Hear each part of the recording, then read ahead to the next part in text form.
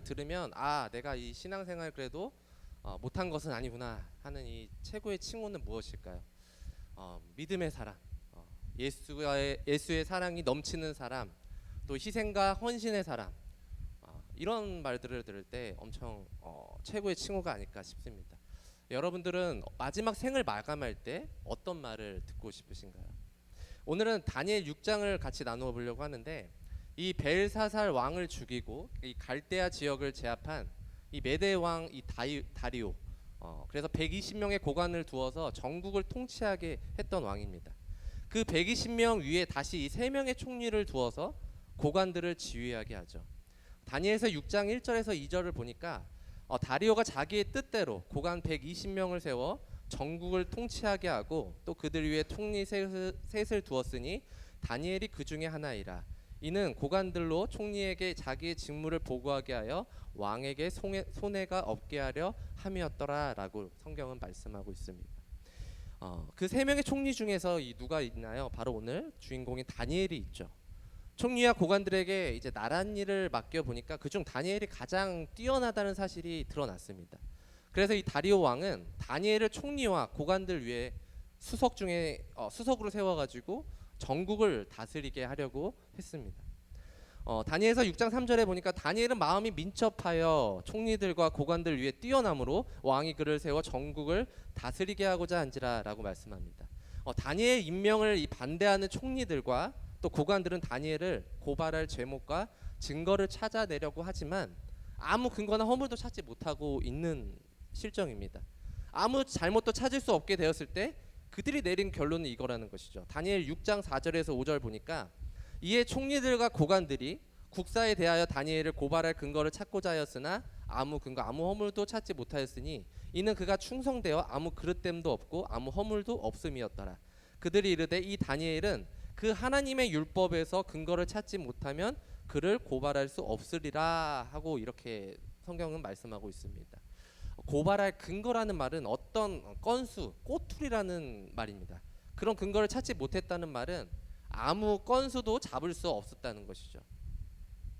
그러자 그들은 하나님의 율법 갖고 건수를 잡자고 건의를 했습니다. 이 말은 하나님이 다니엘에 대해서 다시 돌아보게 하는 대목이죠. 하나님의 율법에 걸려 넘어지게 하지 않고는 다니엘을 무너뜨릴 수 없다, 이런 말입니다. 이들이 먼지 나올 때까지 샅샅이 다니엘을 조사해 봤겠죠. 여러분도 TV를 보시는 분들은 알겠지만 이 국회에서 청문회 하시는 걸 보셨는지 모르겠습니다. 뭐 하나라도 꼬투리 잡으려고 기를 쓰지 않습니까?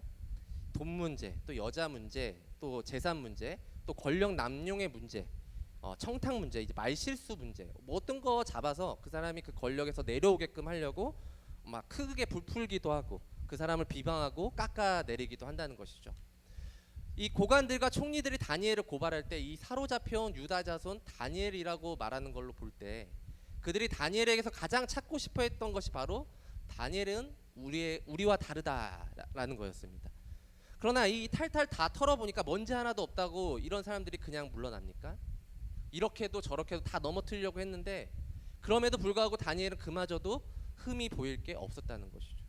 그럴 때 그들의 입에서 나온 말이 무엇입니까? 하나님의 율법, 바로 이 하나님의 율법이었다는 것입니다. 그들은 다니엘을 하나님의 세상의 법으로는 전혀 넘어뜨릴 수 없었다는 것이죠. 그래서 그들이 생각해낸 것이 세상의 법이 아닌 하나님의 법이었습니다. 그래서 하나님의 율법이 하나님의 마음의 총합입니다. 그래서 하나님의 율법을 문자, 조문으로만 생각하기 쉬운데 하나님의 율법은 하나님의 마음의 전부라는 것이죠. 우리가 성경 읽기를 하지 않습니까? 성경 읽기를 왜 하나요? 우리가 다른 사람보다 많이 읽어서 지식을 쌓으려고 하는 게 아니잖아요. 내가 너보다 많은 지식을 안다, 그게 아닙니다.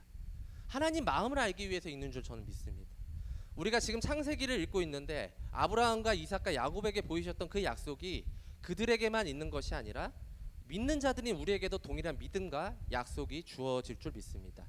그래서 성경을 볼 때 하나님의 율법으로만 보는 것이 아니라 하나님이 나에게 말씀하시는 것은 무엇인지 이 말씀을 통해서 알게 해달라고 우리는 기도하면서 읽어야 합니다. 그렇게 할 때 하나님과의 관계가 더 동독해진다는 것이죠. 지금 다니엘이 하나님과의 관계가 동독하니까 하나님의 율법으로 사람들이 문제를 제기하자는 것입니다. 다니엘에 대해서 일거수일투족을 감시하다 보니까 이 다니엘이 어떤 사람인지를 알게 되었고, 다니엘이 섬기는 하나님도 어떤 하나님인지 자연스럽게 이제 알게 되었죠. 다니엘이 하나님을 섬기는 기준이 율법이란 것도 잘 알고 있습니다. 이 말은 다니엘은 자기 마음대로 또 자기 판단대로 자기 소견에 오른 대로 하나님을 섬긴 사람이 아니라는 것이죠. 율법의 말씀대로 하나님을 온전히 믿는 사람이라는 말입니다. 그런데 이 장면에서 짚고 넘어갈 게 있는데, 다니엘은 자기를 더럽히지 않기로 했던 그 1장의 다니엘을 여기 6장에서 또 만나게 되죠. 느부갓네살 왕의 음식으로 더럽히지 않기로 그 뜻을 정했던 이 소년 다니엘에서 지금은 다리오 왕 때의 나란 일로 자기를 더럽히지 않기로 뜻을 정한 이 노인 다니엘로 다시 만나게 되죠. 그래서 다니엘은 하나님의 율법 가운데 그 뜻을 저버리지 않았던 사람입니다. 오랜 세월이 흘러도 다니엘은 변하지 않았습니다. 이 깨끗함이 그들이 다니엘과 다니엘의 하나님, 그리고 그 하나님의 율법에 대해 알게 만들었다는 것이죠. 여러분, 정치하는 사람이 정치에 빠져들면 여러 가지 돈 청탁이나 또 여자 문제, 권력으로 더러워질 수가 있습니다. 역설적이게도 정치를 잘하려는 사람은 정치에서 자유로워야 잘할 수 있습니다. 돈을 벌려는 사람은 돈에서 자유로워야 하고, 꿈이 많은 사람은 꿈에서 자유로워야 우리가 깨끗할 수 있습니다. 한마디로 자기가 추구하는 모든 것에 대한 욕망에서 자유로워야 깨끗할 수 있다는 것이죠. 이 자유롭다는 말은 그것에 연연하지 않는다는 것인데, 그것에 대해서 죽는 것을 말합니다. 이 죽음을 우리는 다니엘 1장에서 보았습니다. 다니엘은 정치에서 죽었어요. 죽었기 때문에 삶이 달랐다는 것이죠. 생과 사를 합치면 다니엘은 세상의 법에 죽고 율법에 대해 하나님의 말씀에 대해서는 온전히 살았습니다. 다니엘은 그래서 깨끗할 수 있었다는 것이죠. 그런데 세상의 법을 의지하는 사람들은 어떻게 합니까? 이것을 거꾸로 합니다. 하나님에 대해서는 죽은 자고 세상 정치에서는 살아있는 자죠. 그 결과는 뭘까요? 더러움이죠. 추함이죠. 세상에 대해 죽고 하나님에 대하여 살아야 되는데 말이죠. 이 다른 총리들과 고관들에게 미움의 대상이 다니엘이 주는 찔림이 어떤 걸까요? 말씀이 정한 길로만 바르게 가고 그 길대로 더러워지지 않게만 살아도 충분히 하나님을 알릴 수 있다는 것입니다. 그것이 전도죠. 말씀대로 살면, 율법대로 살면 망하지 않을까요? 이렇게 걱정하는 사람들에게 다니엘 6장이 이야기하는 바는 그래도 절대로 망하지 않는다라는 것을 보여주고 있습니다. 지금 다니엘을 참소하는 자들의 계산이 무엇입니까? 이 30일 동안 왕 외에 어떤 사람에게, 어떤 신에게 절하면, 무엇을 구하면 사자굴에 던져 넣는 법을 만들자는 거죠. 근데 이 법이 세워지면 어떤 일이 일어날까요? 하나님께 구하면 금령을 어기는 것이 되니까 당연히 사자굴에 던지는 것입니다. 이것이 그들이 바라는 최상의 시나리오라는 것이죠. 만약 금령을 그가 지켜 30일 동안 하나님께 기도하지 않을 수도 있지 않습니까? 그렇게 되면 그들이 바라는 바대로 되지 않을 텐데, 그들이 이것을 생각하지 못한 걸까요? 30일이라는 그 조건부 금령은 다니엘이 얼마든지 빠져나갈 구멍이 있는 이 허술한 금령이라는 것을 그들도 알고 있었고, 그것까지 다 고려했다는 것이죠. 그럼에도 이런 금령을 세우고 이런 금령만으로도 충분하다고 생각한 것은 그들이 아는 다니엘은 절대로 그럴 사람이 아니라는 것입니다. 30일만 기도하지 않으면 되는데도 다니엘은 절대로 기도하지 않을 사람이 아니라는 것을 확신이 있었습니다. 기도한다는 것이죠. 만약 여러분 중에 누군가가 당신은 말씀의 사람입니다, 혹은 당신은 기도의 사람입니다 라고 말해준다면 어떨 것 같습니까? 지금 우리 시대는 점점 더 이런 다니엘 같은 인물이 없어지고 있습니다. 어느 순간부터 다니엘은 그냥 위대한 인물로만 알고 있는 것이죠. 다니엘만 저렇게 행동할 수 있어, 이렇게 생각하고 있습니다. 그러나 예신교회 하람 청년부와 또 중고등부 학생들도 이 다니엘 같은 믿음, 그 말씀의 사람, 기도의 사람이 될 줄 저는 믿습니다. 여러분, 율법의 사람을 어떻게 정의할 수 있을까요? 그를 생각하면 율법이 생각나는 사람입니다. 그를 생각하면 율법이 생각나는 사람. 말씀의 사람은 그를 생각하면 하나님의 말씀이 생각나는 사람입니다. 말씀의 사람은 그를 생각하면 하나님의 말씀이 생각나게 돼 있죠. 기도의 사람은 기도하고 싶은 마음이 들게 만드는 사람입니다.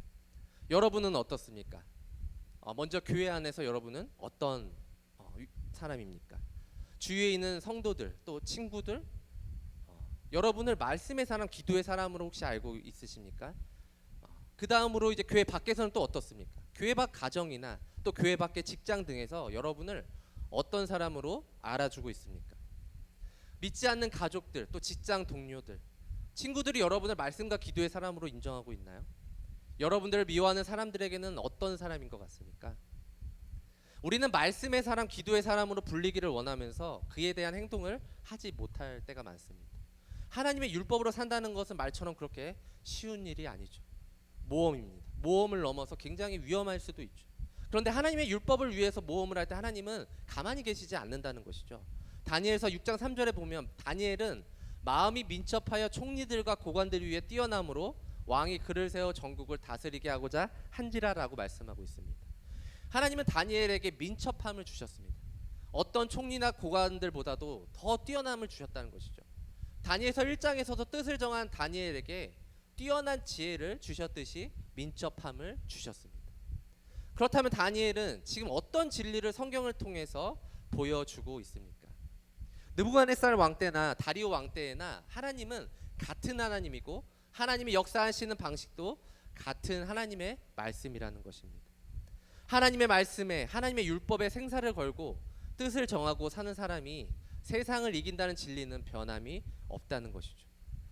율법의 사람, 기도의 사람이라는 이 큰 위험에서 자기를 던진 자에게 하나님께서 민첩한 마음을 주셨는데, 마음이 민첩하다는 말은 원문대로 읽으면 탁월한 영이 그 안에 있다는 것입니다. 탁월한 영. 다니엘 안에서 하나님의 영이 역사하심으로 그는 누구보다도 탁월한 사람이 되었다는 것입니다. 다니엘 안에 탁월한 하나님의 영이 역사하시는데 세상을 이기지 못할 게 어디 있겠습니까? 하는 청년 여러분, 율법에 깊이 뿌리 내리시길 주님의 이름으로 기도합니다. 시편 1장 3절에 보면 그는 시냇가에 심은 나무가 철을 따라 열매를 맺으며 그 잎사귀가 마르지 아니함 같으니 그가 하는 모든 일이 다 형통하리로다 라고 말씀하고 있습니다. 여러분, 시냇가는 하나님의 율법을 말하고 있습니다. 하나님의 말씀을 상징하고 있죠. 따라서 시냇가에 심은 나무가 상징하는 사람은 율법을 물처럼 또 생명처럼 여기는 사람입니다. 누구라도 마음을 걸고 목숨을 걸고 또 뜻을 걸고 하나님의 율법을 사랑하고 즐거워하는 그 사람이 되시길 바랍니다. 다니엘은 세상의 법으로 인해서 죽을 위기였지만 하나님의 율법을 의지했고 또 그 율법 가운데 꾸준히 묵상하면서 나아갔던 사람이었습니다. 우리가 왜 매주 토요일 성경 읽기를 합니까? 바리새인과 서기관처럼 지식을 쌓으려고 모이는 게 아니잖아요. 지식을 쌓아서 상대방에게 우월감을 보이려고 성경을 보는 게 아닙니다. 많이 읽지는 않지만 말씀을 읽고 묵상함으로써 내 삶이 세상에 치우치지 아니하고 하나님의 법이 나를 다스리길 원하기 때문에 성경을 보는 줄 믿습니다. 시편 1장 2절 후반절에 보면 오직 여호와의 율법을 즐거워하여 그의 율법을 주야로 묵상하는 자로다라고 말씀하고 있습니다. 다니엘은 다른 사람이 뭐라 해도 하나님 앞에 나아갔던 사람입니다. 세상의 법이 그를 올가맨다 할지라도 하나님 법에 순종한 사람이 다니엘이라는 것이죠. 예수님은 억울하게 십자가의 형벌을 받아야만 했습니다. 사람들이 아무 죄도 없는 예수님을 십자가에 달리게 하셨죠. 믿지 않는 사람들, 예수를 미워하는 사람들은 예수님을 십자가에 달리게 하실 때 자신들이 승리했다고 생각했을 것입니다. 그러나 예수님은 마지막 죽는 순간까지도 순종하셨습니다. 진 것 같았지만 이긴 자였다는 것이죠. 패배한 자가 아니라 승리한 자라는 것이죠. 예수님의 죽음으로 많은 죄인들이 회개하고 예수님을 구주로 영접하면 구원받게 하셨기 때문입니다. 세상의 법이 아니라 하나님의 법에 순종했을 때 이러한 하나님의 역사가 있는 것입니다. 사랑하는 여러분, 내가 그리스도인이라는 이유로 손해를 본다 할지라도 하나님의 법에 순종하며 말씀과 기도에 귀 기울일 때 하나님께서 여러분들에게 또 다니엘처럼 민첩함과 지혜를 주셔서 이 세상에서 이길 수 있는 힘을 주실 줄 믿습니다. 아멘. 우리 기도하겠습니다. 하나님 아버지, 감사합니다. 하나님, 세상의 법을 때로는 따라야 될 때가 너무나 많지만 아버지 하나님, 그